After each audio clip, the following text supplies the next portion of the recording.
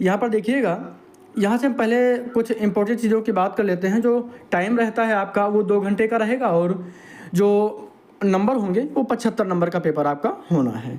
तो यहाँ पर देखेंगे, अभ्यर्थी प्रश्नों के उत्तर क्रमानुसार लिखें। यदि किसी प्रश्न के कई भाग हों तो उनके उत्तर एक ही तारतम्य में लिखे जाएं।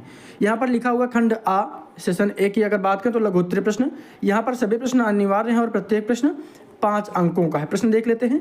यहाँ पर जो प्रश्न है आपको हिंदी मीडियम और हिंदी और इंग्लिश दोनों लैंग्वेज में देखने के लिए मिलेगा। तो यहाँ पर आप दोनों चीज़ों को समझ सकते हैं। तो पहला प्रश्न हमारा दिया गया है, शिक्षा एक सामाजिक एवं गत्यात्मक प्रक्रिया है, इस कथन की व्याख्या कीजिए। पहला प्रश्न क्या है हमारा? पहला प्रश्न है, शिक्षा एक सामाजिक एवं गत्यात्मक प्रक्रिया है, इस कथन की व्याख्या कीजिए। दूसरा प्रश्न है, शिक्षा के विभिन्न उद्देश्यों का वर्णन कीजिए।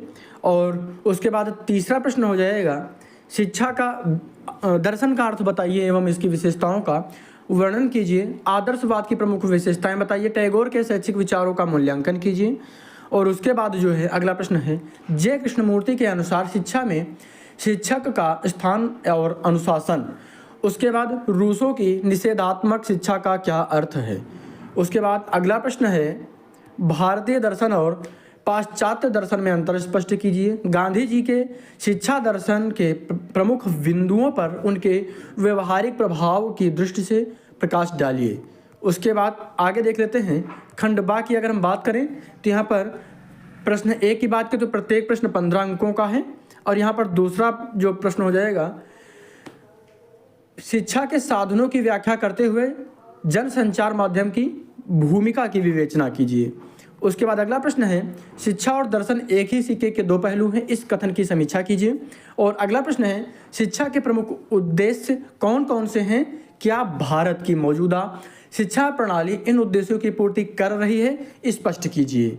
उसके बाद अगला प्रश्न है, दर्शन का अर्थ स्पष्ट कीजिए। दर्शन की प्रमुख विशेषताएं बताइए तथा दर्शन के क्षेत्र की विवेचना कीजिए। उसके बाद खंडसा की बात करें तो यहाँ पर एक प्रश्न का उत्तर देना है और जो कि 15 नंबर का है। तो यहाँ पर हम अगला प्रश्न देख लेते हैं। यहाँ पर आपको इनमें से किसी एक प्रश्न का उत्तर देना है। प्रयोजनवाद का क्या तात्पर्य है। उद्देश्य पाठ्यक्रम शिक्षण विधि एवं अनुशासन के संदर्भ में शिक्षा पर उसके प्रभाव की विवेचना कीजिए। उसके बाद हम अगला प्रश्न देखेंगे।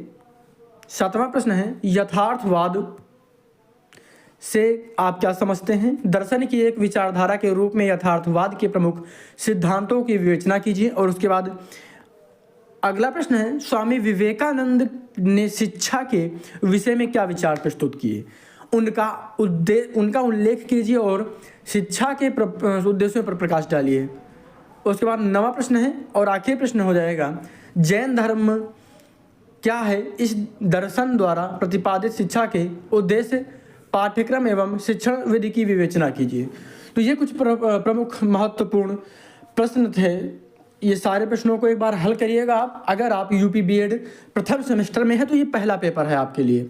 कल और परसों नरसों लगातार आपको पेपर जो है दूसरा तीसरा चौथा करके हम 4 पेपर आपको उपलब्ध करवा देंगे जो आपके लिए इम्पोर्टेंट होंगे अगर आप बीएड की परीक्षा देने वाले हैं। अगर आपने बीएड के लिए फार्म भरा है तो आपकी प्रवेश जो परीक्षा होगी उसके बारे में आपको कोई भी जानकारी चाहिए तो कमेंट कर सकते हैं।